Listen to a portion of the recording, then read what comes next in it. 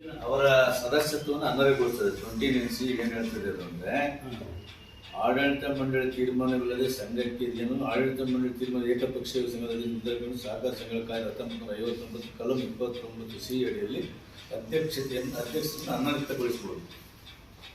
29C ಅಧ್ಯಕ್ಷರನ್ನು ಅನರ್ಹಗೊಳಿಸ್ತಕ್ಕಂಥದ್ದು ಇದೆ ಅದರಲ್ಲಿ ಕೂಡಲೇ ಅಧ್ಯಕ್ಷರನ್ನು ಅನರ್ಹಗೊಳಿಸ್ತಕ್ಕಂಥದ್ದು ಇಲಾಖೆ ಮಾಡಬೇಕು ಅಂತ ಒತ್ತಾಯ ಕೂಡ ತಮ್ಮ ಮೂಲಕ ಮಾಡಬೇಕು. ಅಧ್ಯಕ್ಷರನ್ನು ಅನರ್ಹತೆಗೊಳಿಸುವಂಥ ಆರೋಪಗಳು ಸಾಬೀತಾಗ್ಯಾವೆಲ್ಲ ಅದ್ರಾಗ ರೆಕಾರ್ಡ್ಲಿ ಈಗಿರ್ತಕ್ಕಂಥ ವರದಿಯ ಹಿನ್ನೆಲೆಯಲ್ಲಿ ಏನು ಜಿಲ್ಲಾ ಸಹಕಾರ ಸಂಘಗಳ ಉಪನಿಬಂಧಕರ ವರದಿಯ ಹಿನ್ನೆಲೆಯಲ್ಲಿ ಅವು ಸಾಬೀತಾಗಿದ್ದಾಗ ಅದನ್ನು ಕ್ರಮ ವಹಿಸಿರತಕ್ಕಂಥದ್ದನ್ನು ಅವರು ಏನು ಸಹಕಾರ ಸಂಘಗಳ ಜಂಟಿ ನಿಬಂಧಕರಿಗೆ ಅವರು ತಮ್ಮ ವರದಿಯನ್ನು ಕೊಟ್ಟಿದ್ದಾರೆ. ಆ ವರದಿಯ ಹಿನ್ನೆಲೆಯಲ್ಲಿ ಸಾಬೀತಾಗಿದ್ದಾವೆ ಅಂತಕ್ಕಂಥದ್ದು ನಂದು ಕೂಡ ಇದೆ.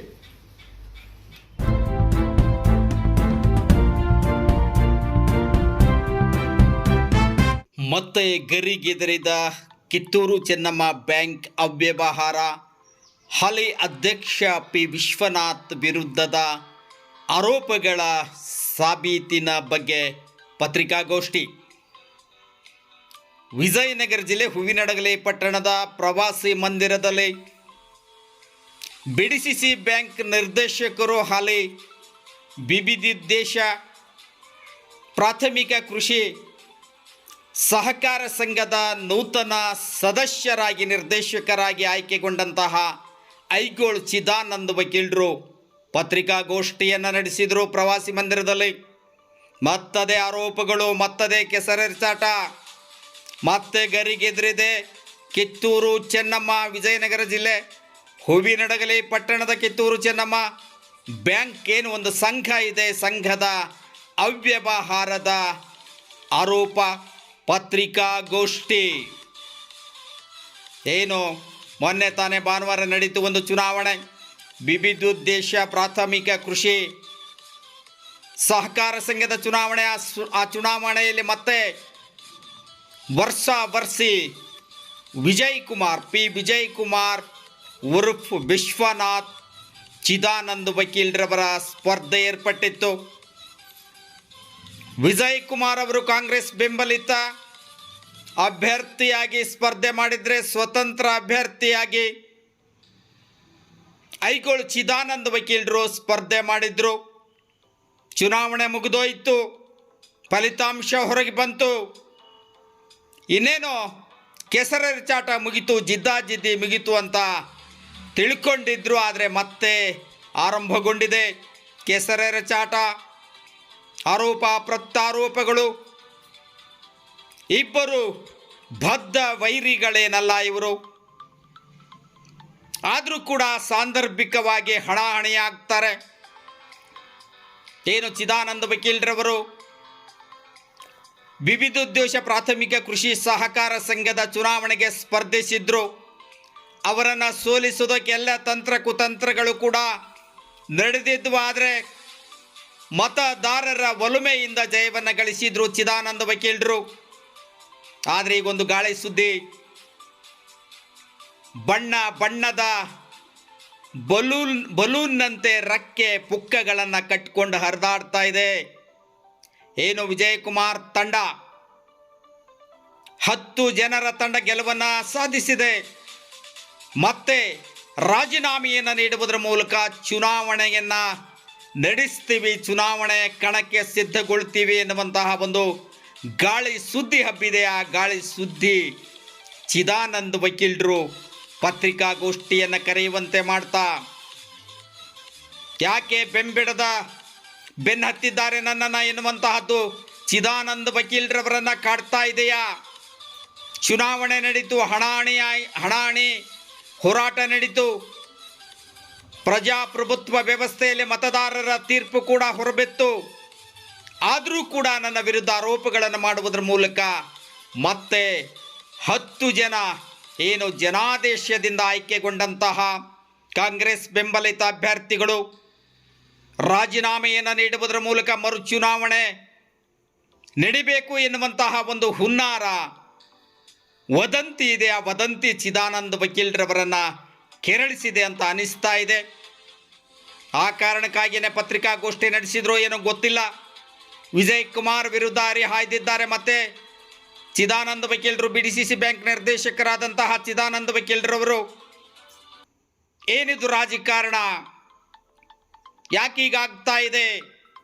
ಸಹಕಾರ ಸಂಘಗಳ ಸಹಬಾಳ್ವೆ, ಪರಸ್ಪರ ಸಹಕಾರ, ಇದೆಲ್ಲದರ ಬಗ್ಗೆ ಮಾತನಾಡಿದಂತಹ ಚಿದಾನಂದ ವಕೀಲರವರು ಮತ್ತೆ ಸುತ್ತಿ ಬಳಸಿ ಬಂದಿದ್ದು, ಮಾತಿಗೆಳೆದಿದ್ದು ಪತ್ರಿಕಾಗೋಷ್ಠಿಯಲ್ಲಿ ವಿಜಯ್ ಕುಮಾರ್ ಉರ್ಫ್ ವಿಶ್ವನಾಥ್ ವಿರುದ್ಧ. ವಿಶ್ವನಾಥ್ ಈಗಾಗಲೇ ಏನು ರಾಣಿ ಕಿತ್ತೂರು ಚೆನ್ನಮ್ಮ ಸಂಘದ ಅವ್ಯವಹಾರ, ಮಾಜಿ ಶಾಸಕರು, ಕಿತ್ತೂರು ಚೆನ್ನಮ್ಮ ಬ್ಯಾಂಕಿನ ಸದಸ್ಯರಾದಂತಹ ನಂದಿಹಳ್ಳಿ ಹಾಲಪ್ಪನವರು ದೂರನ್ನು ಸಲ್ಲಿಸಿದ್ರು. ಸಹಕಾರ ಸಂಘದ ಜಂಟಿ ನಿರ್ದೇಶಕರವರಿಗೆ ಆ ದೂರಿನನ್ವಯ ಎಲ್ಲ ಪರಿಶೀಲನೆ ಆಗಿದೆ, ಆರೋಪಗಳು ಸಾಬೀತಾಗಿವೆ.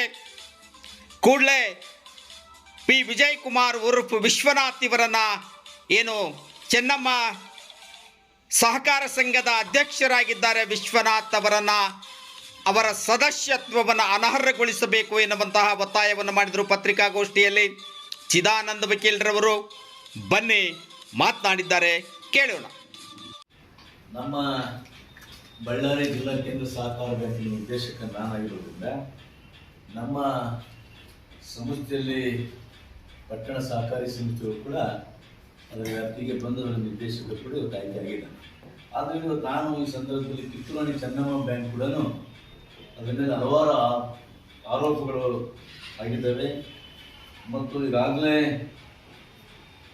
ಪರಿವೀಕ್ಷಣೆ ಕೂಡ ಆಗಿದ್ದಾವೆ, ಇನ್ಸ್ಪೆಕ್ಷನ್ ಕೂಡ ಆಗಿದೆ, ಆ ಸಂಘದಲ್ಲಿ ಅವ್ಯವಹಾರಗಳು ಆಗಿದ್ದಾವೆ ಅಂತಕ್ಕಂಥ ತಾವು ಈಗಾಗಲೇ ಒಂದ್ಸಾರಿ ಮಾಧ್ಯಮದ ಮೂಲಕ ಗಮನವನ್ನು ಸೆಳೆದಿದ್ದೀವಿ.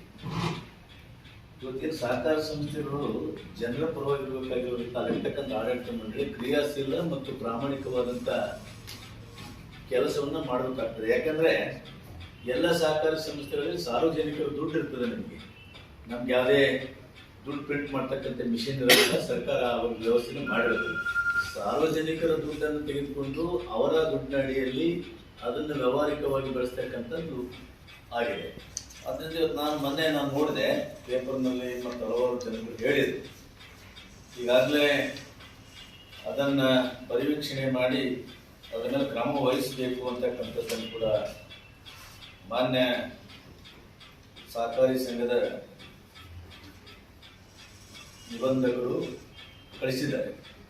ಅವ್ರ ಮೇಲೆ ಇರ್ತಕ್ಕಂಥ ಆಡಳಿತ ಮಂಡಳಿ ಮೇಲೆ 29C ಕೆಳಗಡೆಗೆ ಮತ್ತು ಸೆಕ್ಷನ್ 65 to 64 ಕೆಳಗಡೆಗೆ ಕ್ರಮ ಜರುಗಿಸಿ ಅಂತಕ್ಕಂಥದ್ದನ್ನು ಮಾಡುವ ಜೊತೆಗೆ ಅವ್ರಿಗೆ ಈಗಾಗಲೇ ಶೋಕಾಸನ್ನು ಇಶ್ಯೂ ಮಾಡಿ ಅವರ ಹೇಳಿಕೆಗಳು ಕೂಡ ತೆಗೆದುಕೊಳ್ತಕ್ಕಂಥ ವ್ಯವಸ್ಥೆಯನ್ನು ಇಲಾಖೆ ಮಾಡಿದೆ.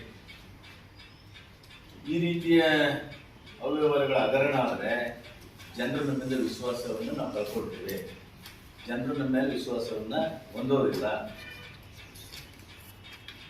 ಈಗಾಗಲೇ ಸಹಕಾರಿ ಸಂಘದ ಜಂಟಿ ನಿಬಂಧಕರು ಕೂಡ ನಿಮ್ಮ ಮೇಲೆ ಪರಿವೀಕ್ಷಣಾ ವರದಿ ಬಂದಿದೆ. ಆ ಪರಿವೀಕ್ಷಣಾ ವರದಿಯಲ್ಲಿ ಆರೋಪಗಳಿದ್ದು ಅವರು ಸಾಬೀತಾಗಿದ್ದಾರೆ. ಇವ್ರು ತಾವೇನು ಉತ್ತರ ಕೊಡ್ತೀರಿ ಅಂತಕ್ಕಂಥದ್ದನ್ನು ಕೂಡ ಅವರು ತಮ್ಮ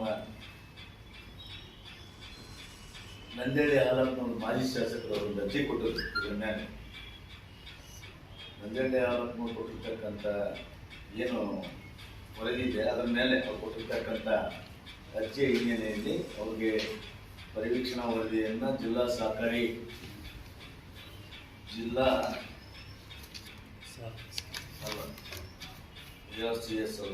ಈ ಡೆಪ್ಯೂಟಿ ರಿಜಿಸ್ಟರ್ ಕೋಪರೇಟಿವ್ ಉಪನಿಬಂಧಕರು, ಜಿಲ್ಲಾ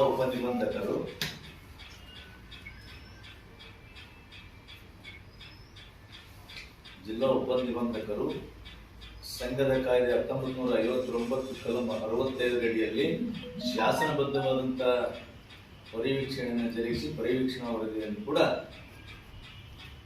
ಅವರು ಕೊಟ್ಟಿದ್ದಾರೆ. ಪರಿವೀಕ್ಷಣಾ ವರದಿಯಲ್ಲಿ ಈ ಆರೋಪಗಳು ಸಾಬೀತಾಗಿದೆ, ಇದಕ್ಕೆ ತಾವೇನು ಹೇಳ್ತೀರಿ ಅಂತಕ್ಕಂಥದ್ದನ್ನು ಕೂಡ ಮಾನ್ಯ ಜಂಟಿ ನಿಬಂಧಕರು ಕೂಡ ಚೆನ್ನಮ್ಮ ಕೋಆಪರೇಟಿವ್ ಬ್ಯಾಂಕ್ ಸೊಸೈಟಿಗೆ ಕಾಲಾವಕಾಶವನ್ನು ಕೊಟ್ಟು ನೀವು ಮಾಡಿರ್ತಕ್ಕಂಥದ್ದು ಏನು ನಿಜ ಇದೆಯೋ ತಪ್ಪಿದೆಯೋ ನಿಮ್ಮ ಹೇಳಿಕೆಯನ್ನು ಕೊಡಿ ಅಂತಕ್ಕಂಥದ್ದನ್ನು ಕೂಡ ಕಳಿಸಿದ್ದಾರೆ. ಅದರ ಪ್ರತಿಗಳು ಕೂಡ ನನ್ನ ಹತ್ರ ಇದ್ದಾರೆ. ನಾನು ಕೂಡ ಕಿತ್ತೂರು ರಾಣಿ ಚೆನ್ನಮ್ಮ ಬ್ಯಾಂಕಿನ ಒಬ್ಬ ಸದಸ್ಯನು ಕೂಡ ಇದ್ದೇನೆ. ನಾನು ಈ ನಿಟ್ಟಿನಲ್ಲಿ ಇದರ ಬಗ್ಗೆ ಭಾಗವಹಿಸ್ತಕ್ಕಂಥದ್ದು ಕೂಡ ನನಗೆ ಅವಕಾಶ ಇದೆ. ಕಿತ್ತೂರು ರಾಣಿ ಚೆನ್ನಮ್ಮ ಬ್ಯಾಂಕಿನ ಸದಸ್ಯ ನಾನಾಗಿರೋದ್ರಿಂದ ಆ ಬ್ಯಾಂಕಿನ ಹಿತಾಸಕ್ತಿಯನ್ನು, ಆ ಬ್ಯಾಂಕಿನ ಸರ್ವತೋಮುಖ ಅಭಿವೃದ್ಧಿಯನ್ನು ಮಾಡಲಿಕ್ಕೆ ನಾವೆಲ್ಲರೂ ಕೂಡ ಸಹಕಾರ ಮಾಡಬೇಕಾಗ್ತದೆ. ಈ ನಿಟ್ಟಿನಲ್ಲಿ ಈಗಿನ ಅಧ್ಯಕ್ಷರು ಅಂದಾವುಂದಿ ಆಡಳಿತವನ್ನು ಮಾಡಿ ಅವರ ಮೇಲೆ 29C ಆ್ಯಂಡ್ ಆ ಸೊಸೈಟಿ ಮೇಲೆ 64 and 65 ಎನ್ಕ್ವೈರಿ ಕೂಡ ಆಗ್ತಾ ಇದೆ. ಇದು ಆದರೆ ಇದು ಆಘಾತಕಾರಿಯಾದಂಥ ವಿಚಾರ. ಇವತ್ತು ಆ ಸಂಸ್ಥೆಯ ಠೇವಣಿದಾರರು ವಿಶ್ವಾಸವನ್ನು ಕಳ್ಕೊಂಡು ಠೇವಣಿಯನ್ನು ಹಿಂಪಡಿತಕ್ಕಂಥದ್ದು ಆಗ್ತಾ ಇದೆಯಲ್ಲ.